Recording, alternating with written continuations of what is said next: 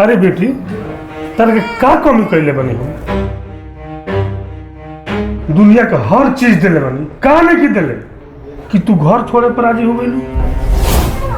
पापा हम क्यों से प्यार करेंगे, हम उनका बिना नहीं की जी सकत। एकरा से प्यार करेलू? एकरा से सुंदर ता पर नौकर चाकर बारह सन। जाओ टूट पड़ो हिंदुस्तान पे, हिंदुस्तान का नामो निशान मिटाना चाहता हूं।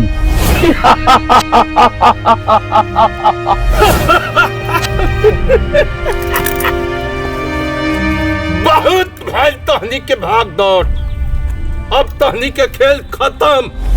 ले चला सर एक नीचे।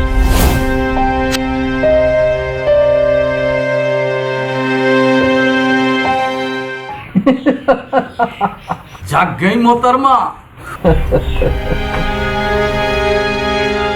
अरे रे रे रे रे रे रे, आप भी जाग गए भाईजान। ये साहेब हमारा में कोनो दोष नहीं के, हम इनका के जानतो नहीं की, हम इनकरा से प्यार ना करेनी, ये दुकाना से प्यार करेली।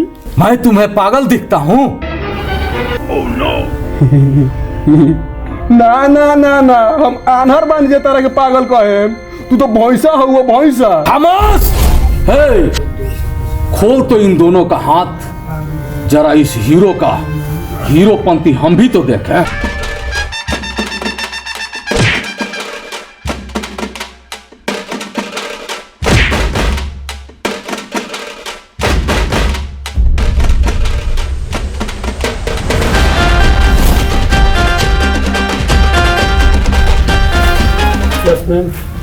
Arrest everyone.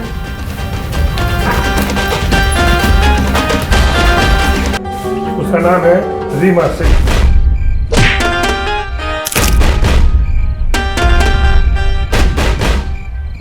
साला सब मेरा ही से ज्यादा खराब बा, एक से बढ़ के एक पागल बैठा तेरे सा। अब तू क्या कम बाड़ू, हमरा ऐसा शरीफ लड़के के मुंह पे लगल बाड़ू। बाबूजी ना ना ना ना, अब हमरा तार प्यार ना चाहिए बाबूजी।